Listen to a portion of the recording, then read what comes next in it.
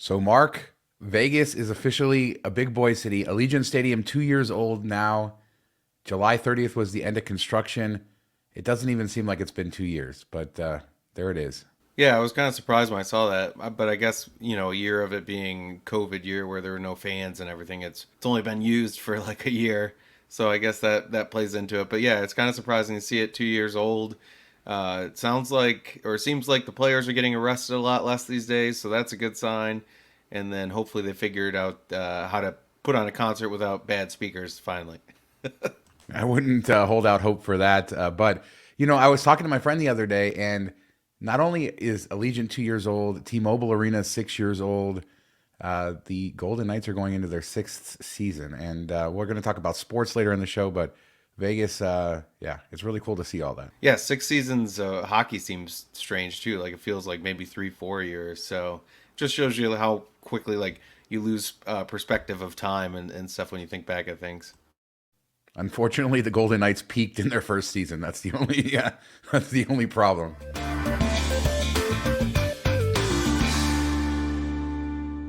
All right, let's get into the show because monsoon season showed up in Las Vegas. Now, every summer it usually rains pretty heavily for a few weeks or a month, especially in July and in August. They call it monsoon season. It's been so dry the last few years, but the last week has been crazy. So many insane storms, lightning everywhere, tons of rain, leaks galore. We'll talk all about it. But let's start with these pictures that my friend took at Area 15 at liftoff. Did you see those with the big sky?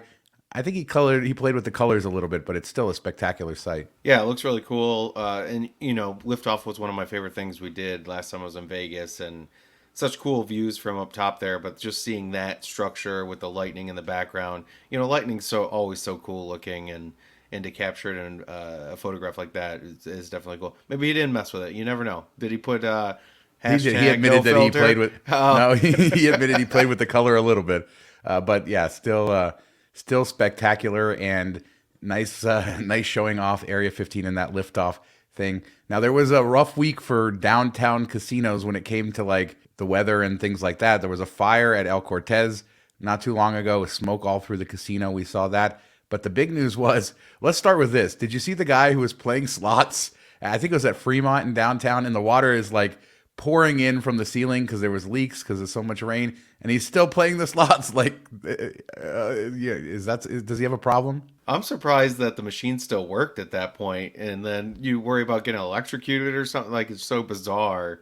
And then when you print the ticket, it's going to get all wet and ruined right away. So, yeah, you definitely have a bit of a problem if you're. And he didn't seem like he was drunk or anything, or it didn't seem like it was like friends like, hey, take a video of me doing this for TikTok, haha. Like he seemed seriously into it. So definitely has a problem. I don't care how much you're winning. Like the slot will still be there when you're done. Yeah, you're absolutely right. He didn't seem bothered at all, as if it wasn't even happening, and the water is pouring in on top of him. And speaking of pouring in, the big crazy thing we saw was Circa, the massive 3-story screen at Circa Sportsbook, the big giant screen we see, water pouring through it. Like somewhere there's a leak. This is a brand new casino.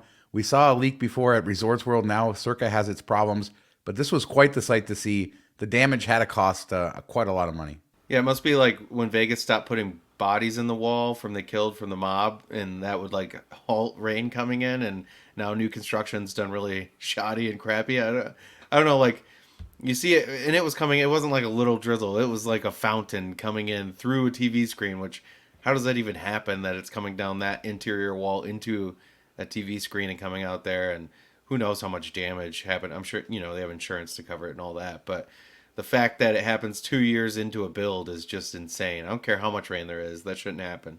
It shouldn't. We're just not used to that amount of rain here. As you point out, Circa's new. It shouldn't happen. There's been so much property damage all over the valley. I hope we have a lot of local viewers and listeners, so I hope everybody's houses are okay because we're just not used to getting this volume of rain. And basically, yeah, it's been a mess all week. I was out of town for just a few days and came back, so I missed that crazy storm, the one that we showed with the liftoff. Monsoon season is one of my favorite things, so I'm kind of sad I missed the biggest of the storms, but it's taking its toll. We probably could use a little bit of a break. The good news is that Lake Mead went up by 3 inches, so we're headed in the right So direction. we need a picture of the boat standing up where the water it's still not in view. So you need like 47 more days of it. But, I always forget that the houses in Vegas and stuff don't have gutters for rain or anything, which, adds a whole bunch of problems because the water's, when it comes quick, it's falling all right next to the house, getting into, if you have basements or underneath the house, foundation issues. So, yeah, hopefully everybody's house is okay because you guys just aren't set up for it, which, maybe you should put some gutters in. I don't know. Some houses do. Mine has gutters, but yeah, a lot of them aren't built with that, and the drainage just isn't meant to handle. Not you can handle a lot of rain quickly, but not day after day after day when the ground is soaked with water, and yeah, it's just been ugly. So hopefully everything's okay out there. Speaking of Lake Mead, there was another body found in a barrel a week or two ago, so we're continuing on that path, and yeah, we'll talk about the water issues another time. Did you see that Circus owner Phil Ruffin is traveling to Oakland to talk to the Oakland Athletics about a possible stadium site? Now, Ruffin owns Circus, but he also owns those festival grounds next door. That's on the corner of Sahara and Las Vegas Boulevard. That's the site that he's apparently going to talk to them about potentially building a stadium on. The source, the Review Journal, also quoted said the other site that they're considering is still the Tropicana. So those are the two final sites. But Ruffin getting in the airplane, flying up to Oakland. That's the latest developments. You still what are your guess? A's coming to Vegas or staying in Oakland? No. I think Oakland will end up, doing something to keep them. It just doesn't make sense not to at this point. You already lost the Raiders. How much are you going to take away from the people of your area? But also, I think that this is all just a game for the A's. I don't know. Tropicana, I definitely don't think is a possibility. Maybe this makes a little bit more sense where the location would be. It would be kind of cool, and that's kind of the end of the strip that everything's starting to go into. So it would fit in well. I just don't know. I don't see it happening. I think this is all a ploy to try to get Oakland to come up. Hey, kudos to Oakland for not falling into the trap because everybody always says cities give all this money and they never get it back. So I mean, these are billionaire owners. Just build your own stadium. I know the A's are notoriously cheap. They don't even fly their all stars in a private jet. But come on, pony up something. It's clear that they're playing both sides here, and I don't even think that they're trying to hide it. Right? They want Vegas, I think, as a backup, and they're going to go wherever they get the best deal. And if Oakland does deliver on that stadium down by the water, no doubt they're going to go there. But yeah, I mean, two sites on the strip. It basically seems to confirm that if the A's do come to Las Vegas, that they will play on the strip if they can do it. That's what they want to do. The stadium up on the North Sahara in Las Vegas Boulevard or at Tropicana in Las Vegas Boulevard. So as we learn more about that, we'll let you guys know. Home runs into the traffic. It will be perfect. There you go. There you go. But yeah, it's another interesting step in our sports legacy here. And speaking of legacy, Adele, we've talked. Oh my God, this has been such drama for so long, right? Adele canceled her residency the night before at the Coliseum. Then no news coming out forever. Then some rumors that maybe she was going to move it to Planet Hollywood, which maybe was to add more seats or something like that. But now, finally, she has done right by her fans, announced dates at the Coliseum. It's going to be from November 18th through March 25th, 2023. She did 24 shows originally, so they rescheduled those 24 shows, added 8 additional shows. And the one nice thing they did for fans is that people who refunded their previous tickets, because you could have kept your tickets or refunded them, they're going to get first shot at rebuying tickets. And then people who did the verified fan, not enough, yeah. And if you did verified fan where you tried to get tickets but didn't, then you'll be able to try to buy after that. So they're not going to open it up to the general public at all. But 32 shows. Let's hope that this show is spectacular after all the drama that we've experienced. I mean, I feel like this is great that it's back, but she should have. Anybody that had tickets to that first weekend that they were already in town before she canceled, they should get free tickets, and she should put on the first 2 shows for free for those people, even if you have to add a couple more to it. Like, I think that should just be, you know what, you ponied up, you pay. You said it's not about money, it's about putting on the thing, it's about the fans. Then you should do that. We've seen people give away free shows in the past before when they didn't mess anything up. Like Jay Leno came here to Detroit during the 2008 crisis because people were hurting. He put on 2 shows completely free. Anybody that stood in line got in, basically. So you can't tell me she can't do that as well. I think that's what you should do if you want to bring your name back and make people feel better about getting shafted the first time around.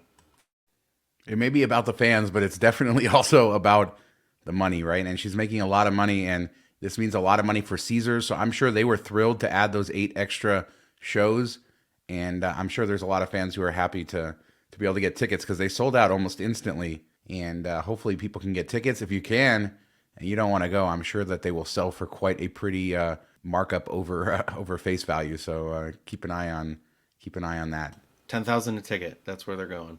There you go. There you go. All right. So I made a video a couple weeks ago about how Station Casinos announced that their 3 pandemic closed casinos, Fiesta Henderson, Fiesta Rancho, and Texas Station, are going to remain closed permanently. Actually, they're going to be demolished with the land sold off. That's a done deal. And Station Casino's making other moves. They're building Durango in the Southwest. They're building a new Wildfire Casino in downtown Las Vegas. And then they made a purchase right after they announced the destruction of those other casinos. They bought 126 acres on South Las Vegas Boulevard at Cactus. That's sort of like halfway between the South Point and the M Resort. And we know there's a lot of development happening on the south end of the Strip with that new stadium potentially happening, some other things, other casino hotel projects announced. So it seems like you talked about, there's a lot of stuff on the north end of the Strip now, but there's a lot of kind of rumblings and stuff happening kind of south of where the traditional Strip used to be. Yeah, you could call it like the local strip, maybe, because I think that's what they're kind of aiming at. But who owns all these dirt patches in Vegas? Like, how long have they been sitting on these tumbleweed places? Because it seems like every picture looks exactly the same, like road, dirt, tumbleweed. Like, That's I mean, that's Las Vegas. There's still a lot of areas that are still undeveloped, and I think a lot of wealthy people who bought them a long time ago. This is actually a local developer who owned it. I think it's the developer who built Southern Highlands, which is the big master plan community just across the freeway from that site. And there were some other projects announced way back when. Do they have an island that's connected by land though? No, they don't. So it's not going to be quite that spectacular. But Station Casinos, they own a bunch of plots of land around town, so this doesn't mean necessarily that they're going to develop it. But it's a lot of money that they're paying, and it's kind of a clear sign that they're trying to move into a more upscale, bigger sort of direction compared to their previous, like their local casinos. And that's interesting. Yeah, the local casino, the future place of Chris Angel's show, because it'll be a 200-person theater. I would love to see Chris Angel at a 200-person theater. I've seen magic shows in those types of venues, and there are a lot of. I've seen magic shows in like the old D venue downtown. It's not there anymore. Upstairs at the D, where it was like 30 people in there. It's kind of fun, It's not.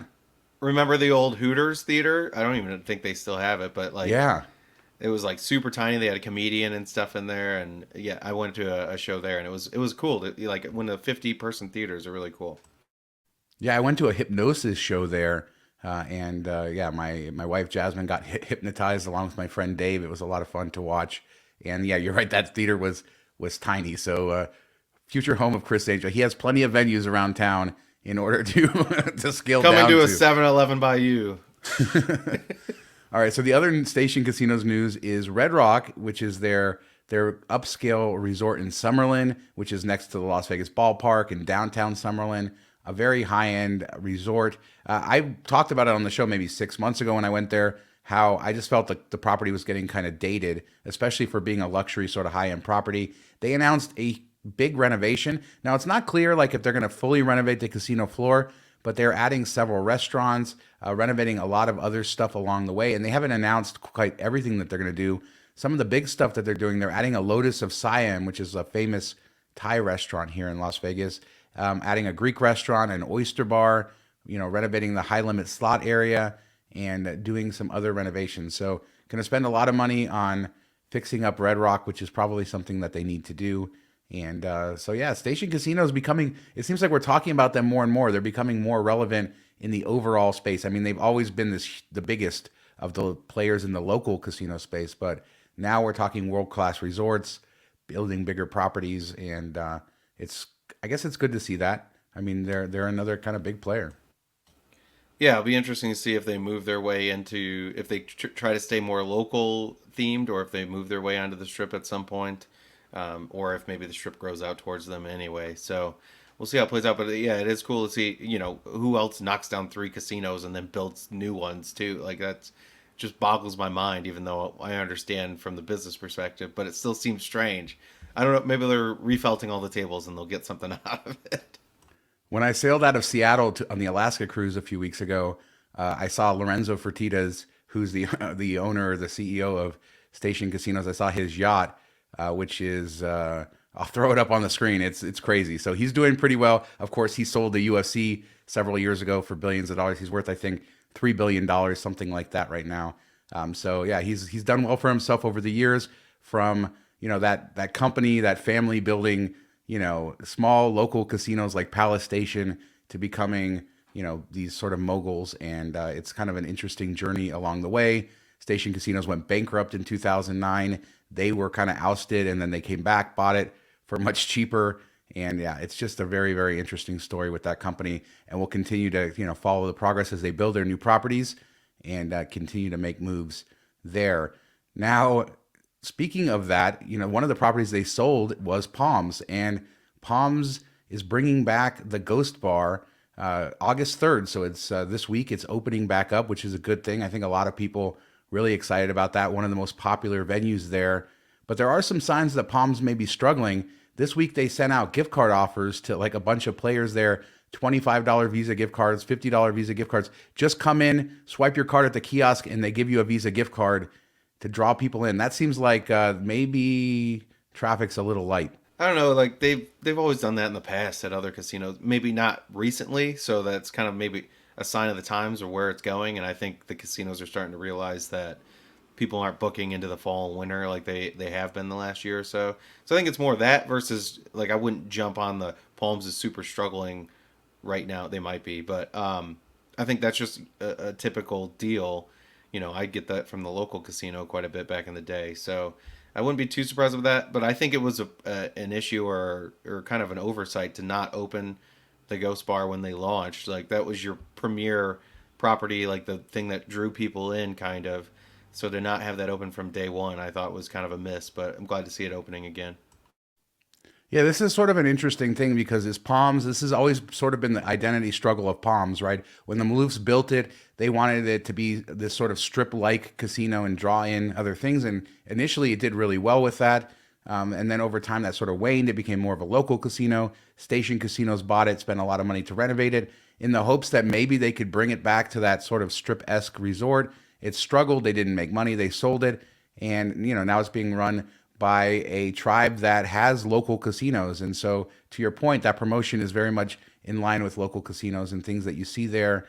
And, that's probably the future of this property. It's going to have to make its way as more of a local casino, I think, than a destination resort because see, like Red Rock, right, in Summerlin, it's far from the strip. It's still a locals casino, but it draws in people because they want to play golf and go and be away. But the Palms is close enough to the strip, but just far enough away that people don't want to go over the freeway, and that's always been a struggle. It's strange because it's so close. You would think, I've done that walk. It's horrible. yeah, the walk isn't good. There's no easy way. I mean, you could take the bus, obviously Uber, Lyft, but it does disconnect you from the strip, and that does, I think, eliminate some people from staying there. So we'll keep an eye on it. But Ghost Bar is open, or it will be, yeah, as of the time this comes out. So that's good to see. And moving along, we missed our show last week. Apologize for that. So we have a lot to cover this week. But U2 is rumored to be opening the MSG Sphere. And that's kind of cool. I mean, U2, I was reading some facts about this. They're the oldest band that's still intact, being founded in 1976. They're the second most successful band ever, having earned $2.22 billion on tour with 28.3 million tickets sold. It's going to be a residency. I think MSG, Madison Square Garden, I think they nailed it if getting U2 to be your opening residency. That's as big a name as you're ever going to find. Yeah, and I think it's going after the demographic they want in Vegas, like the 50-year-olds with some money, late 40s, early 60s. So I think that'll be a good draw. They can charge high-priced tickets for the opening event, and it'll fill the seats. So makes a lot of sense. I was surprised that Bono wasn't older. I looked it up before the show because I was like, he's got to be like in his 70s, but he's still mid 60s. So That's always surprising because they've been around forever. Like you just always think, oh, they're done, and then all of a sudden he's on like Sing 2, and you're like, oh, okay, that's unexpected, but it just keep going, man. I don't know. Yeah, I mean they are so prolific, and that Sphere is moving along. I flew over it yesterday coming back into the city. I wish I wasn't on the window seat, so I didn't get. I could look out and see it, but I couldn't film it. Unfortunately, I wish I could, but it's coming along, and it's really starting to get to where you can see some cool stuff happening. There's gonna be over 17,000 seats there. That 160,000 square foot screen. So yeah, I think it's going to be an incredible show, and U2 is a great way to start it off. Although that's not officially confirmed, but I believe Billboard confirmed with multiple sources that it's going to happen, but they did not officially announce it. So we still have to wait for that. And one last thing, your favorite taco place. They've been building another location just off the strip, Tacos El Gordo. The taco place, I've been seeing so many negative comments about Tacos El Gordo everywhere. So I'm sure people Because will there's comment 400 here people too. waiting to get in there. Yeah. Well, hopefully this will relieve the stress. And there's a new location on Sunset, just off Las Vegas Boulevard. So this is going to be where that Town Square Mall is, about a mile south of Mandalay Bay. And it's a brand new location. Looks really nice. Now open. So get your That won't tacos help. there.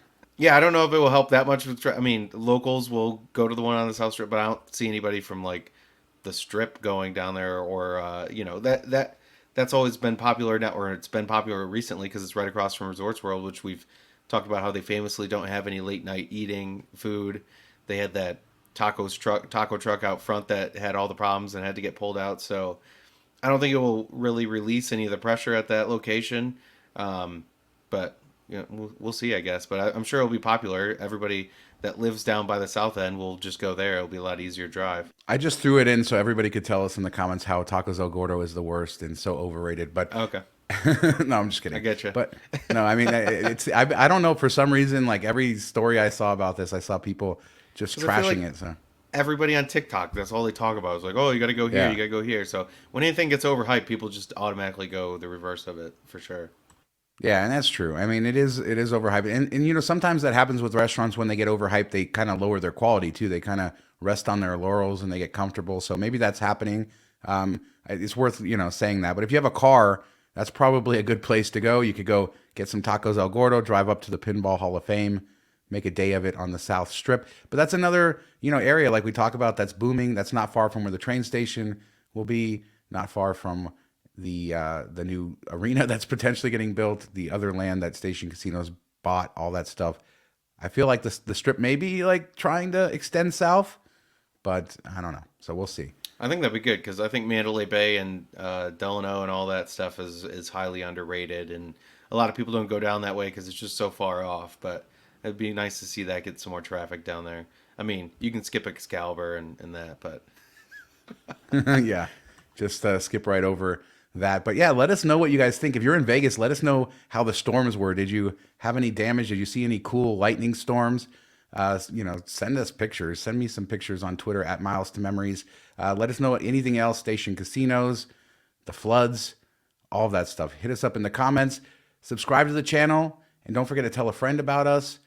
Thumbs up this video. Do all that good stuff. Thanks so much for watching. Talk to you next time. see you next week.